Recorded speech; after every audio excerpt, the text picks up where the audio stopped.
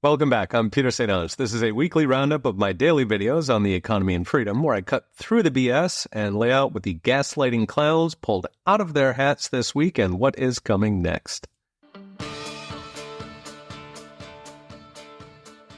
American infrastructure is falling apart despite trillions in federal spending. Where did it all go? There cannot possibly be that many racist overpasses to waste money on. The catastrophic FEMA failures of recent weeks are, of course, just the beginning. According to a recent article from the Rutherford Institute, a water main breaks every 2 minutes somewhere in the U.S., leading to contaminated drinking supplies and boil water notices. 1 in 3 bridges in the country, so 42,000 bridges, are in need of repair, endangering hundreds of millions of commuters and anybody who lives remotely near a train line. By one estimate, 300 million Americans could face power outages in the coming years as our creaking power grid falls apart. What's galling, of course, is that our federal government pours trillions into infrastructure. In fact, one of Joe Biden's first bills was the so-called bipartisan infrastructure law that was, in theory, going to plow $1.2 trillion to revitalize American infrastructure. Alas, the bill included no independent oversight of where the money went. Meaning it went to unions and crony green boondoggles. A big chunk went to subsidize New York's money-losing subway. A cool $42 billion went to rural internet that 3 years later hasn't connected a single person, partly because they excluded Elon Musk out of spite. And, of course, rebuilding those racist overpasses. I mean, with $1.2 trillion, there should not be a crumbling bridge or crumbling dam in America. But the reality is the more they spend, it seems the worse stuff gets. This is true at the state level as well. So U.S. News ranks the smoothest roads in the country. The top 5 states include Alabama, Indiana, and Idaho, which are all among the lowest spending states. The worst 5 roads include Hawaii, Rhode Island, and Connecticut, which are all among the highest spending states. Just looking at big states, Florida has the best roads for a big state, while New York has the worst. Yet Florida spends literally half what New York does per capita, yes, even with the hurricanes. Of course, it's not just roads. Look at public services in a high-tax city like San Francisco versus a low-tax city like Jacksonville, Florida. Or look at education spending in a high-spending district like Detroit or a low-spending district like Boise. Spot the problem: the more government takes, the more it spends, the worse it gets. So why might this be? Well, walk it through. So first you hike taxes, so there's extra money beyond the police, firemen, and potholes. So they use the extra money for some woke outreach, LGBT outreach, let's say, and they hire a bunch of political activists to run it. These people, being fanatics, expand their empire, hire their friends, they grow like a cancer. The pothole guys never had a chance. They come to work, fix the potholes, and go home. Fast forward a few years, and the Department of Human Flourishing has not only soaked up all the new money, they took the pothole money as well. By the time you're done, you've got a government that costs 3 times as much, yet it spends 3 times less on the potholes. So what's next? Happily, the solution is very simple. Oversight for federal spending, and for the states, just cut the budget. Starve the beast, as Ronald Reagan put it. Because in a growing budget, the activists always win, but in a shrinking budget, it concentrates the minds. You get a glorious cage fight between the activists and the potholes. When the potholes are bigger than the cars, the activists will be the first to go.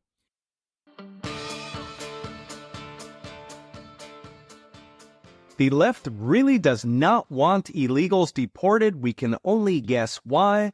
And with Donald Trump rising the polls, they are unleashing the anti-deportation fiscal porn. The latest is from the left-wing New Republic, trying to scare Americans off mass deportation of the millions of illegal immigrants Malala has imported to take your job and apparently get sex changes in prison. Now, New Republic kicks off attacking Trump's, quote, baseless claim that illegals are taking jobs from blacks and Hispanic Americans, which is obviously true. A few weeks ago, I noted Bureau of Labor Statistics numbers, how native-born Americans have lost 1.3 million jobs, replaced by 1.2 million migrants. Considering illegals have astonishingly low levels of education, half have not finished high school, these lost jobs will be concentrated among blue-collar jobs, which make up roughly 70% of jobs for Black Americans and almost 80% for Hispanic Americans. So yes, blacks and Hispanics are the primary labor force victims of illegals. New Republic actually admits this, where it goes on to lament the manual worker labor shortage if we mass deport. spinning images of crops rotting in the field as if native-born Americans, black, white, and Hispanic, lack the finely honed skills to pick up a cantaloupe. Of course, we won't have a labor shortage specifically because blacks, Hispanics, and even white people will now have those jobs. Big Ag will just have to pay better wages. Next, New Republic trundles out the other big argument against deportation, the costs.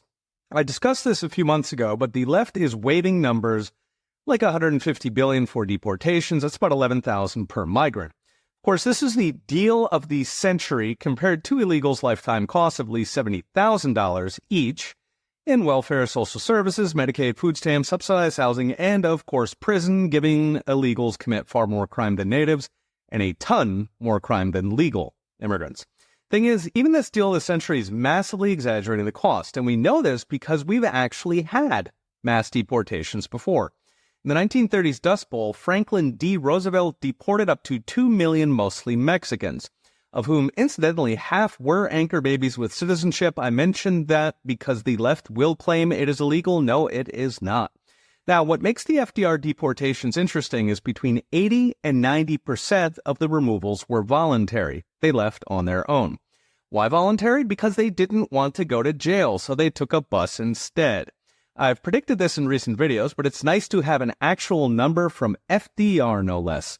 This all suggests the left is overcounting the cost of deportation by 5 to 10-fold, meaning we could be looking at, say, $20 billion for deportation compared to something like $1 trillion in welfare costs saved, plus whatever social pathologies and socialist voters come from 10 million plus illegals.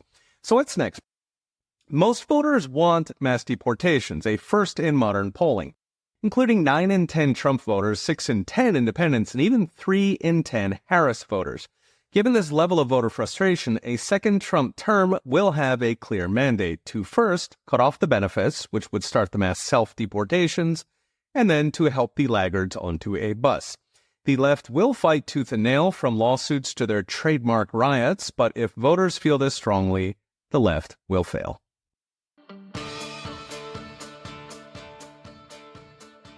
A word from our lead sponsor, Unchained.com. An IRA is an investment vehicle that can save you a lot of taxes.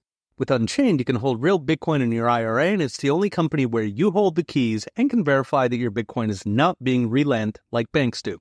We've recently seen futures-based ETFs underperform holding your own Bitcoin, so why settle for less? Sign up today at unchained.com/Bitcoin-IRA. If you own gold, you've probably been very happy with prices hitting all-time highs. But your gold can do more than just go up. It can generate passive income for you. With monetary metals, you can earn up to 5% interest on your gold and silver, paid in more ounces. Credit investors can even achieve double-digit returns in their bond offerings. All interest is paid in ounces of gold and silver stored in your account free of charge. If your metal is gathering dust at home or costing storage fees in a vault, it's time to start putting your metal to work with monetary metals. Visit monetary-metals.com/Peter today to learn more. Now back to our show.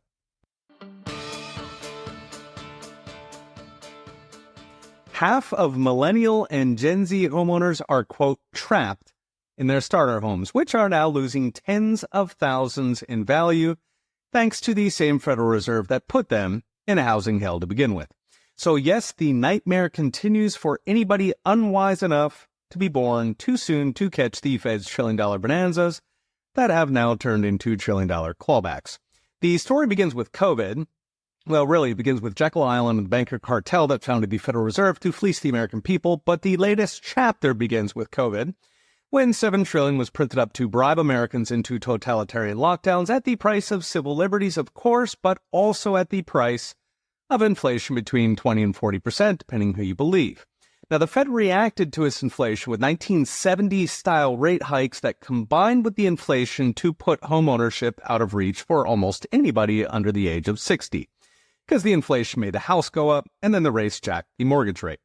That's when the fun started for the young. I mentioned how the percent of young Americans living at home has returned to World War II levels.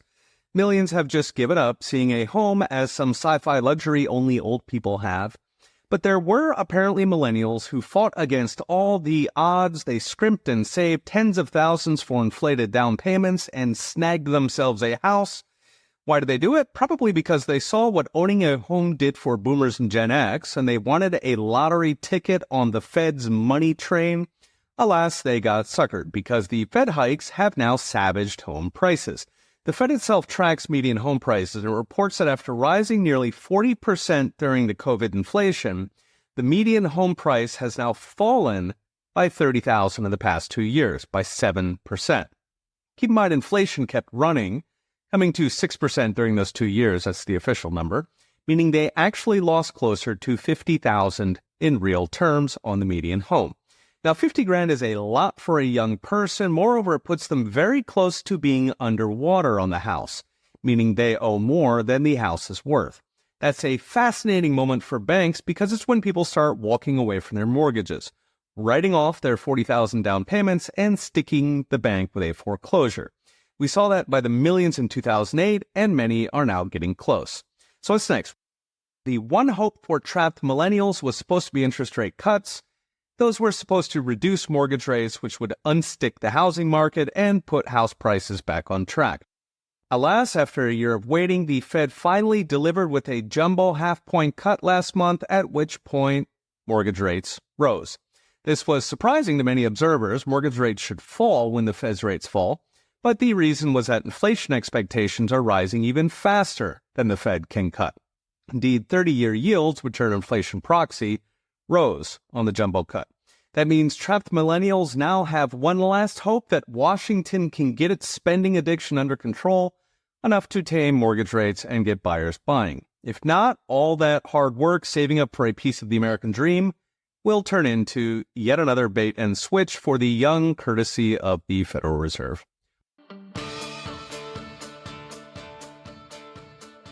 The Federal Reserve's rate hikes handed a $1.1 trillion windfall to U.S. banks, $1.1 trillion and counting. So says the Financial Times in an article looking at how major banks digested the Fed's rate hikes. In short, they kept them, passing less than a third on to depositors. In case you wonder what the banks do for us in return for the constant bailouts. So what happened is when the Fed hiked rates to try and control the inflation they created, they took interest rates from essentially zero to nearly 5.5% over the course of 2.5 years. Now, in theory, that should have meant banks would also pay you more on your bank deposits.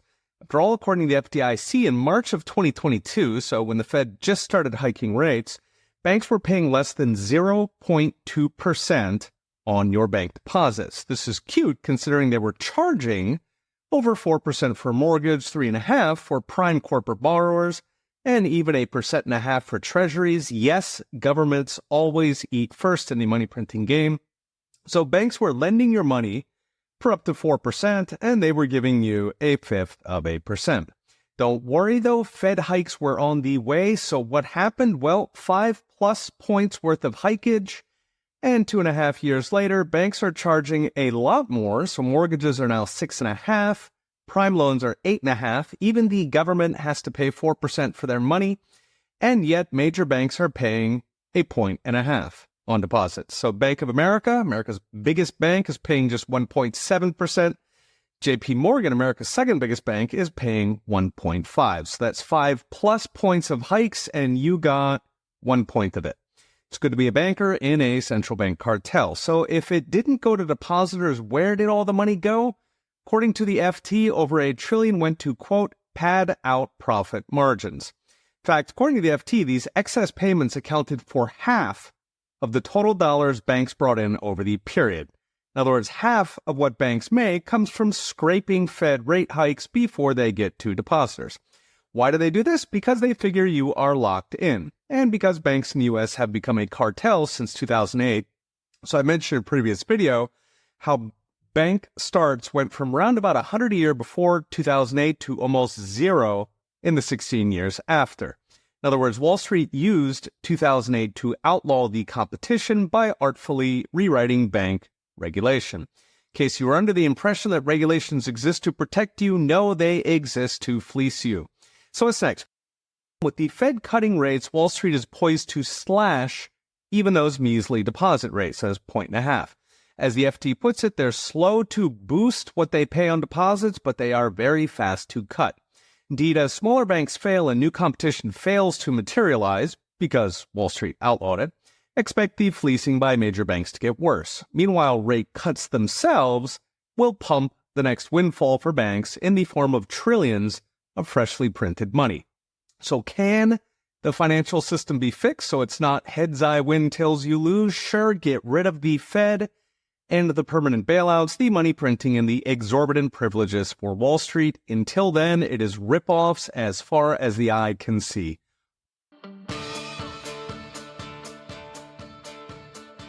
A word from our sponsor, Daily Signal. If you're looking for a podcast that cuts through the noise and delivers honest, truthful, and conservative perspectives, check out the Daily Signal podcast. Each weekday, they bring you interviews with policymakers on the issues that matter most, from breaking down complex legislation to exposing media bias. They are committed to giving you the facts you won't hear from the establishment media.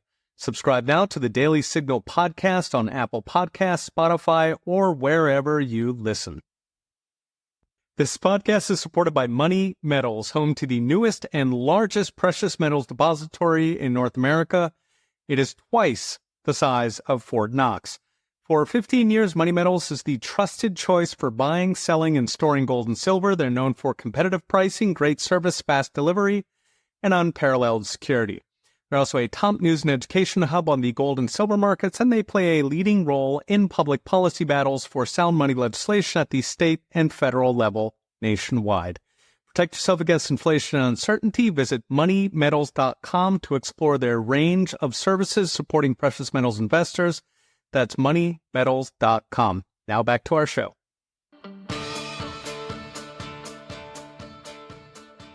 Financial markets are in full rally mode on the prospect of a Donald Trump victory at the polls.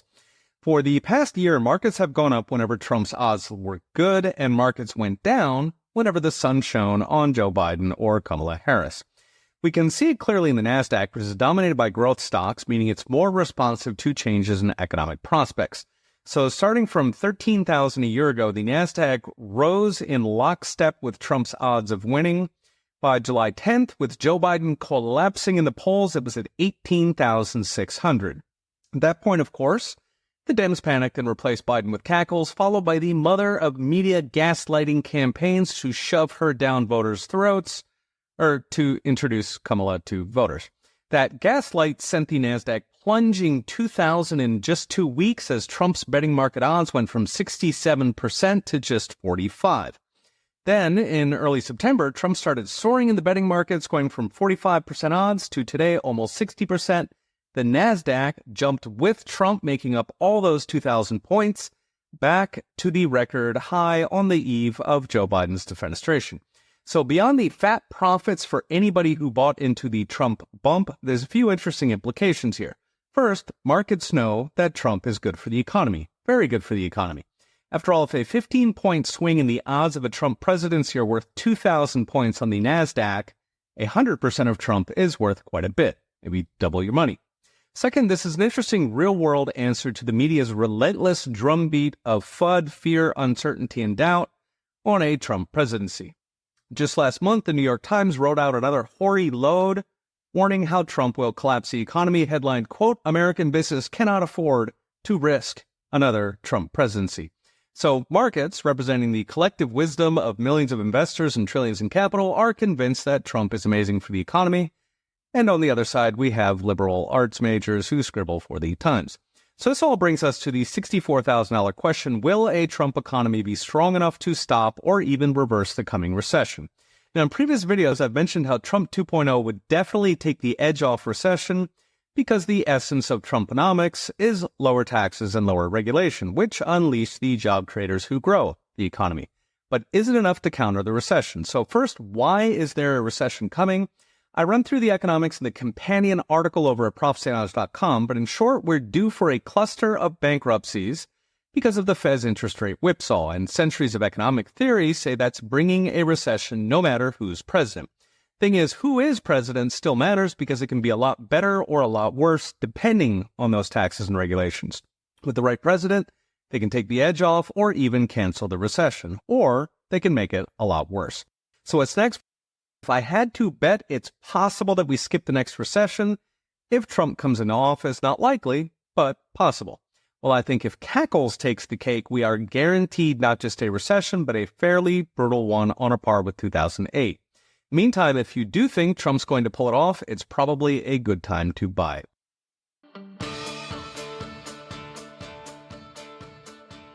Thanks for tuning in. Remember to subscribe so you don't miss an episode, and go to petersanons.com for daily videos and in-depth articles with charts and all the gory details. Okay, we'll be watching. See you next time.